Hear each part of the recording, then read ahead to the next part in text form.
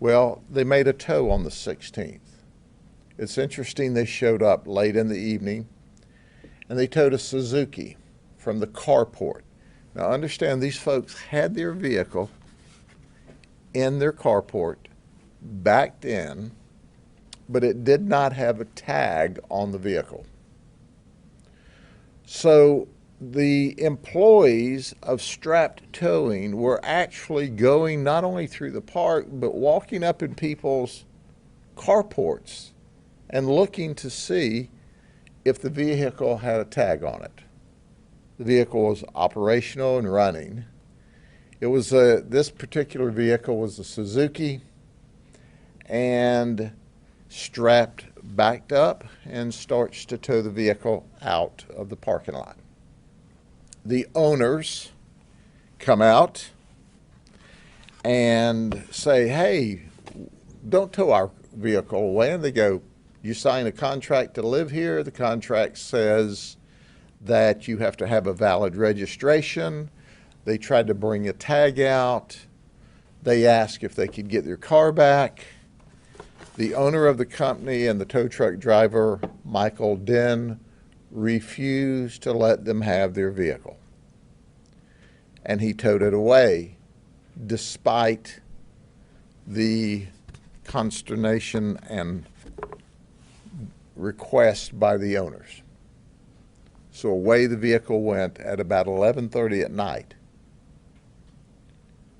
So the next day, on the 17th, the afternoon of the 17th, two families go to this tow company in Mulberry, Florida, to retrieve their vehicles. And there's another disturbance. Well, it starts out rather peaceful when they tell the employee that's there, "We want our vehicle." One of them paid like $265. The other paid like $300. How there was two different prices of tows from the same place, we don't know. The storage yard was more than 10 miles away, from the tow location. That is a violation of law. So anyway, they paid, and we'll talk about Juan for a minute. Juan Muriel and that group paid to get the vehicle back.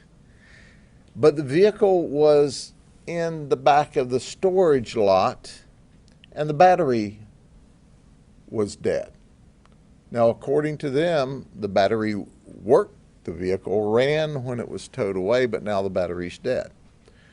So the employee calls Michael Den and Elisa Den, who are at this particular time in Bartow eating dinner, and said, "Hey, these folks want their vehicle back. They've paid the price." And they go, "Well, we're eating dinner. We'll be there in a little while." So they finished eating in Bartow, and then they drove all the way back to Mulberry.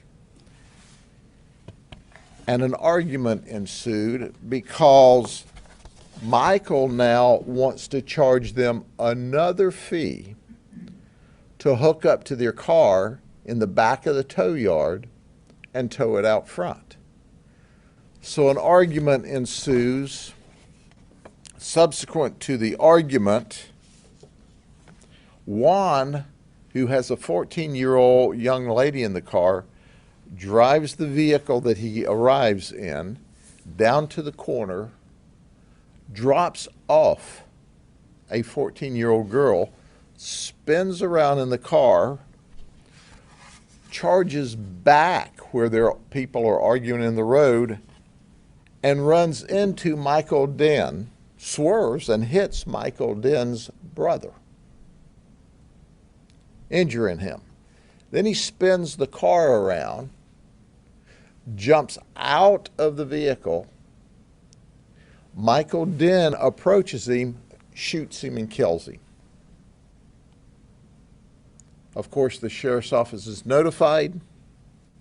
We respond.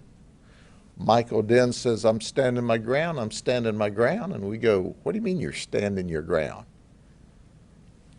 The victim Juan Muriel certainly would have been arrested had you simply called the sheriff's office for charging back in the vehicle and hitting your brother. But when the car spins to a stop and Juan gets out of the vehicle without a firearm, and you shoot him ultimately in the back of the head and kill him, as he's walking clearly with nothing in his hands, posing no immediate threat, that's not stand your ground. So he was arrested.